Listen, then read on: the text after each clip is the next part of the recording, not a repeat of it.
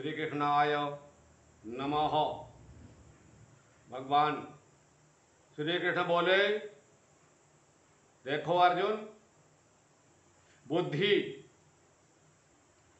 सकाम कर्म से श्रेष्ठ है।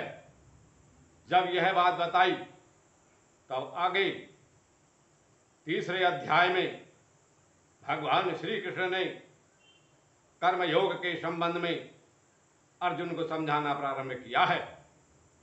अर्जुन बोले, हे जनार्दन, हे केशव, यदि आप बुद्धि को सकाम कर्म से श्रेष्ठ समझते हैं तो फिर आप मुझे इस घोर युद्ध में क्यों लगाना चाहते हैं? अर्जुन ने कहा, हे जनार्दन, आपके अनेकार्थक उपदेशों से मेरी बुद्धि मोहित हो गई है। अतः कृपा करके निश्चय पूर्वक मुझे बताइए कि इनमें से मेरे लिए सर्वाधिक श्रेयस्कर क्या है, सबसे अधिक मेरे लिए उपयोगी श्रेष्ठ दायक क्या है। श्री भगवान ने कहा, हे निष्पाप अर्जुन, मैं पहले ही बता चुका हूं कि आत्म साक्षात्कार का प्रयत्न करने वाले दो प्रकार के पुरुष होते हैं। कुछ इसे ज्ञान योग द्वारा समझने का प्रयत्न करते हैं तो कुछ भक्ति में सेवा द्वारा, नहीं तो कर्म से विमुख होकर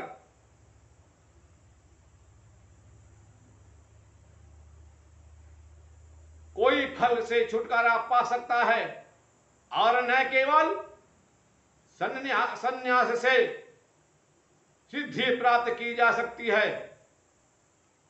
प्रत्येक व्यक्ति को प्रकृति से अर्जित गुणों के अनुसार विवश होकर कर्म करना पड़ता है। अतः कोई भी एक क्षण भर के लिए बिना कर्म किए नहीं रह सकता। जो इंद्रियों को बस में तो करता है, किंतु जिसका मन इंद्रिय विषयों का चिंतन करता है वह निश्चित रूप से स्वयं को धोखा देता है और मिथ्याचारी कहलाता है।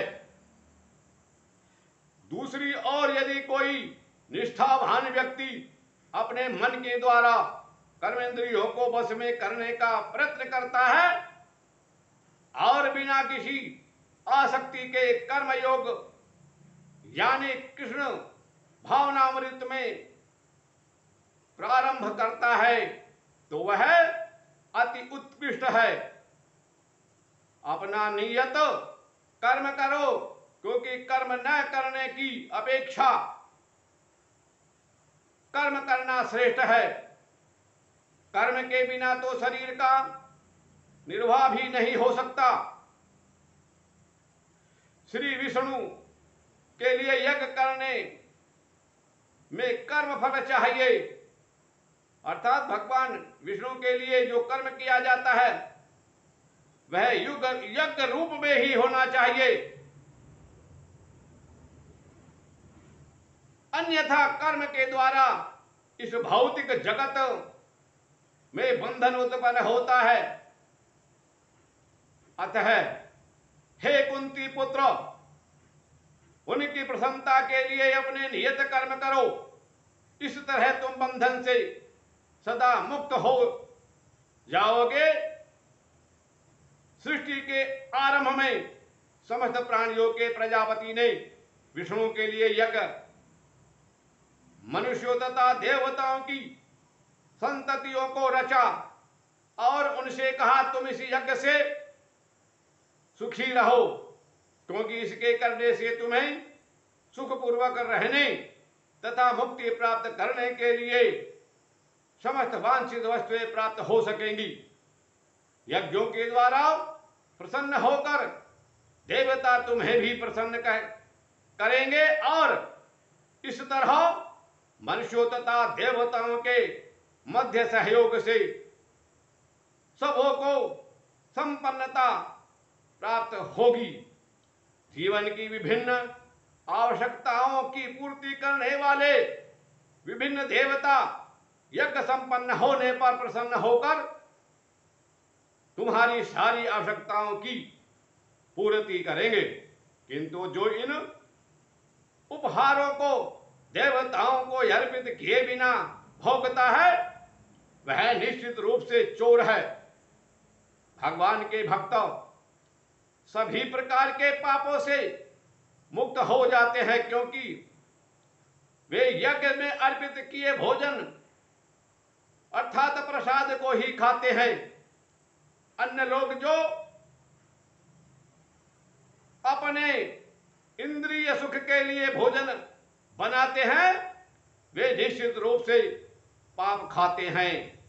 सारे प्राणी अन्न पर आश्रित हैं जो वर्षा से उत्पन्न होता है। वर्षा यज्ञ करने से संपन्न होती है और यज्ञ नियत कर्मों से उत्पन्न होता है। वेदों में नियत कर्मों का विधान है और ये वेद साक्षात श्री भगवान यानी पर ब्रह्म से उत्पन्न हुए हैं। फलतः सर्वव्यापी ब्रह्म यज्ञ कर्मों से सदा स्थित रहता है। भगवान श्री कृष्ण ने इस प्रकार तीसरे अध्याय में कर्म योग के संबंध में बात कही है। इससे आगे गीता का ज्ञान बाद में आप श्रवण करें। इसी के साथ सभी श्रोताओं को जय श्री कृष्ण।